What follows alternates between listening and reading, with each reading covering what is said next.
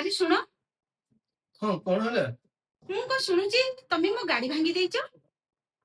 ଆରେ ତମ ଗାଡି? ହଁ ମୋ ଗାଡି। ଯେତେବେଳେ ମୋ ବାପା ମତେ ସେ ଗାଡି ଦେଇଛନ୍ତି ସେଟା ମୋ ଗାଡି ନୁହଁ ଆଉ କାହା ଗାଡି? ପ୍ରଥମ କଥା ହଉଛି ସେ ଗାଡି ମୁଁ ଚଲଉନଥିଲି, ମୁଁ ପାର୍କିଂ ରେ ଥୋଇଥିଲି, ପଛଆଡୁ କିଏ ପିଟି ଦେଲା। ଆଉ ଦ୍ୱିତୀୟ କଥା ହଉଛି ସେଇଟା ତମ ଗାଡି? କଥା ଯେତେବେଳେ ମୋ ବାପା ମତେ ଗାଡି ଦେଇଛନ୍ତି ସେଟା ମୋର ହେଲା ନା? ଦ୍ୱିତୀୟ କଥା ହେଲା ସେ ଗାଡି ତମେ ନେଇକି ଯାଇଥିଲ ନା? ପାର୍କିଂ ରେ ଯିଏ ପଛଆଡୁ ବାଡେଇଲା ସେ ଦାୟିତ୍ୱ ତମେ ନେବ ନା ମୁଁ ନେବି? ଚାବି ଦିଅ।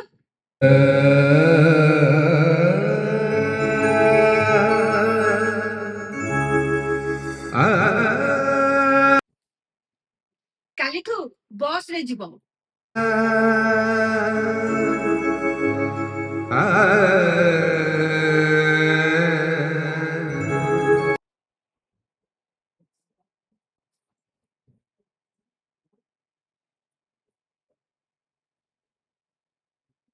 ଆରେ କଣ କରୁଛ? ନାଇଁ, ଏଇ ଫଟୋ ଫ୍ରେମ ଟାକୁ ଲଗଉଥିଲି। Photo frame ଲଗଉଥିଲ? ଆରେ ତମର ଟିକେ ବୁଦ୍ଧିଶୁଦ୍ଧି ଅଛି ନା ନାଇଁ? ତମେ କୋଉଠି ଛିଡା ହେଇଛ ତମେ ଜାଣିପାରୁଛ? ବେଡ ଉପରେ ଛିଡା ହେଇଛ, ସେ ପୁଣି ମହିଳା ଗୋଡରେ। ଜାଣିଛ ସେ ଖଟର ଦାମ କେତେ? 50,000। ସେଇଟା ପୁଣି ମୋ ବାପା ଦେଇଥିଲେ। ତମ ପାଖରେ କୋଉ ଜିନିଷର ମୂଲ୍ୟ ନାହିଁ। ଆରେ ଏମିତି କାହିଁ ଗର ଗର ହଉଛୁ କହିଲ? ଆରେ ଏ ଖଟଟା ନା, ଏଇଟା କଣ ସଫା ହେଇପାରିବନି? କଣ କହିଲ? ସଫା ହେଇଯିବ? ଆରେ ମୁଣ୍ଡରେ ଯଦି ବୁଦ୍ଧି ଟିକେ ଭର୍ତ୍ତି କରିଥାନ୍ତ ଏଇଟା କାଇଁ ମଳିଆ ହେଇଥାନ୍ତା? ଆରେ ଷ୍ଟୁଲ ଟା ପକେଇ ତମେ ଛିଡା ହେଇକି ଖଟ ତ ଲଗେଇ ପାରିଥାନ୍ତ। ଆରେ ତମକୁ ପରା କହିଲି ଥିରିକି ତଳକୁ ଓହ୍ଲା।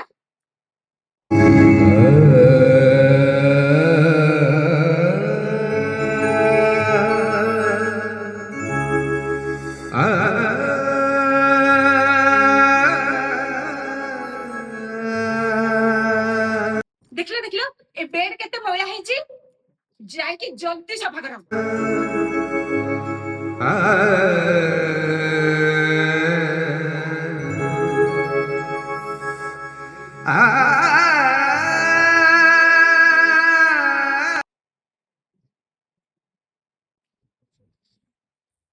ଶୁଣ, ରୋଷେଇ ଘରେ ଚାହା ତମେ କରିଥିଲ? ହଁ, ମୁଁ ତିଆରି କରିଥିଲି। ଆରେ ତମକୁ ଯେବେ ଚାହା କରି ଆସୁନଥିଲା ତମେ ରୋଷେଇ ଘରକୁ ଯାଇକି ଚାହା କରୁଥିଲ କଣ ପାଇଁ? ସେ ସବୁ ସସ୍ପେନ୍ ଟାକୁ ଜଳେଇଦେଲ। ଆରେ କଥା କଣ କି, ଆରେ ସେ ଚା କଲାବେଳେ ଟିକେ ଜଳିଗଲା। ଆରେ ସେ ସଫା କରିଦେଲେ ଛାଡିଯିବନି ସେଟା। କଣ କହିଲ? ସେଇଟା ସଫା ହେଇଯିବ? ଜାଣିଛ ସେ ସସ୍ପେଣ୍ଡର ଦାମ କେତେ? ସେଇଟା ମୋ ବାପା ଦେଇଥିଲେ। ଜାଣିଛ ପୋଡି ଯାଇଥିବା ବାସନକୁ ସଫା କରିବାକୁ କେତେ କଷ୍ଟ ଲାଗେ? ସଫା କଲେ ବି ସେଥିରେ ଦାଗ ରହିଯାଇଥାଏ। ମୁଁ ସଫା କରିବିନି, ତମେ ଯାଇକି ସଜରେ ସଫା କର। ହଁ, ଆଜିଠୁ ମୋ ବାସନରେ ହାତ ମାରିବନି।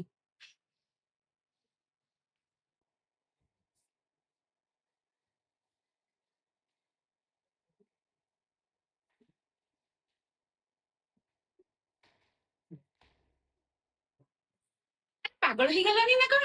ଫ୍ରିଜର ଡୋରକୁ ଏତେ ଜୋର କିଏ ବାଡଉଛି? ଏମିତି ବାଡେଇଲେ ଫ୍ରିଜ ଭାଙ୍ଗିଯିବ। ଜାଣିଛ ତମେ ଏ ଫ୍ରିଜର ଦାମ କେତେ? 50,000। ଏଇଟା ମୋ ବାପା ଦେଇଥିଲେ। ତମେ ୟାର କାହିଁ ଯତ୍ନ ନେବ? ତମକୁ ସବୁ ମାହାଳିଆରେ ମିଳିଯାଇଛି ନା? ଆରେ ତମର ଯେମିତି ମନ ହଉଛି ତମେ ସେମିତି ବ୍ୟବହାର କରୁଛ। ଆରେ ତମେ ଜାଣିବ ଏଟା କେମିତି ବ୍ୟବହାର କରାଯାଏ ବୋଲି? ଆରେ ମୁଁ ଧୀରେ ସେ ତ ବନ୍ଦ କଲି, ତମେ ଆସିକି ମତେ ସବୁ ଏତେ ସବୁ କଥା କହିସାରିଲଣି। କଣ କହିଲ? ମୁଁ କାହିଁକି କହୁଛି? ମୁଁ କହିବିନି କାହିଁକି? ଏ ସବୁ ଜିନିଷ ମୋ ଘରୁ ଆସିଛି ନା, ମତେ କଷ୍ଟ ଲାଗିବ ନା। କାହିଁକି ନା ମୋ ବାପା ରୋଜଗାର କରିକି ମତେ ଦେଇଛନ୍ତି। ତମେ ନିଜେ କିଣିଲ ନା, ସେଇଥିପାଇଁ ତମେ କେୟାରଲେସ୍ ହଉଛ। ଆରେ ସେଇଥିପାଇଁ ତମେ କୋଉ ଜିନିଷର ଦାୟିତ୍ୱ ନଉନ, ସବୁ ଜିନିଷ ଖରାପ କରିଦଉଛ।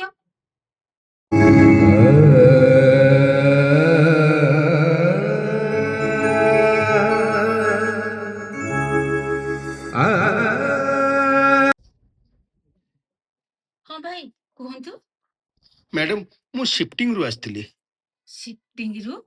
ଆମର ତ କୋଉ ଜିନିଷ ଶିଫ୍ଟ କରିବାର ନାହିଁ। ସାର୍ ଫୋନ କରିକି କହିଥିଲେ। ସାର୍ ଫୋନ କରିକି କହିଥିଲେ? ହଉ ଠିକ ଅଛି, ମୁଁ ତାଙ୍କୁ ପଚାରିକି ବୁଝୁଛି। ଆରେ ଶୁଣିଛ? ହଁ। ଆରେ ତମେ କାହାକୁ ଜିନିଷ ସିଫ୍ଟ କରିବାକୁ ଡାକିଥିଲ କି? ଆରେ ହଁ ହଁ, ମୁଁ ଡାକିଥିଲି। ଆରେ କୋଉ ଜିନିଷ ସିଫ୍ଟ କରିବ? ଆରେ ହଁ ହଁ, ଆରେ ତମ ଘରୁ ଯୋଉ ଖଟ, ଫ୍ରିଜ, ୱାସିଂ ମେସିନ ଆଉ ଟିଭି ଏସବୁ ଯୋଉ ଜିନିଷ ସବୁ ଆସିଥିଲା, ମୁଁ ତାକୁ ନା ସିଫ୍ଟ କରିଦଉଛି ତମ ଘରକୁ। ହଁ, ତମ ବାପାଙ୍କୁ ଫୋନ କରି କହିଦିଅ ଏସବୁ ଜିନିଷକୁ ସେ ରିସିଭ କରିଦେବେ। ଆରେ ଆମ ଘରୁ ଯୋଉ ଜିନିଷ ଅଛି ତମେ କଣ ପାଇଁ ଫେରଉଛ? ତମେ କହୁଥିଲ ନା ଏସବୁ ଜିନିଷକୁ ମୁଁ କେୟାର ନେଇ ପାରୁନି, ମୁଁ ନଷ୍ଟ କରିଦଉଛି, ଆର ଜିନିଷର ମୂଲ୍ୟ ମୁଁ ବୁଝିପାରୁନି, କାରଣ ଏସବୁ ତମ ବାପା ଦେଇଛନ୍ତି ତମରି ପାଇଁ। ତେଣୁ ତମେ ସବୁ ୟୁଜ କରିବ, ମୋର ଆର ମୂଲ୍ୟ କିଛି ନାହିଁ, ୟା ମୂଲ୍ୟ ମୁଁ ବୁଝିପାରୁନି। ତେଣୁ ଏଇଟା କାହିଁକି ଏଠି ରହିବ? ତେଣୁ ତମ ବାପ ଘର ଲାଗି ରହୁ, ସେ ଆରାମସେ କେୟାରରେ ପୁରା ଠିକରେ ରହିବ। ଏଠି ରହିଲେ ନଷ୍ଟ ହେଇଯାଉଛି ନା, ଏ କେୟାର ମୁଁ ନିଜେ ନେଇ ପାରୁନି, ମୁଁ ଆକୁ ନଷ୍ଟ କରିଦଉଛି। ତେଣୁ ତମ ବାପା ଯୋଉ ଜିନିଷ ସବୁ ଦେଇଛନ୍ତି ସେ ସବୁ ତମ ଘରକୁ ଯାଉ, ମୋ ପଇସାରେ ମୁଁ ମୋ ଜିନିଷ ଆଣିକି ମୁଁ ମୋ ଘରେ ପକେଇବି। ଆରେ ମୁଁ ସେଇଆ କହୁନଥିଲି। ତାହେଲେ ତମେ କଣ କହିବାକୁ ଚାହୁଁଥିଲ?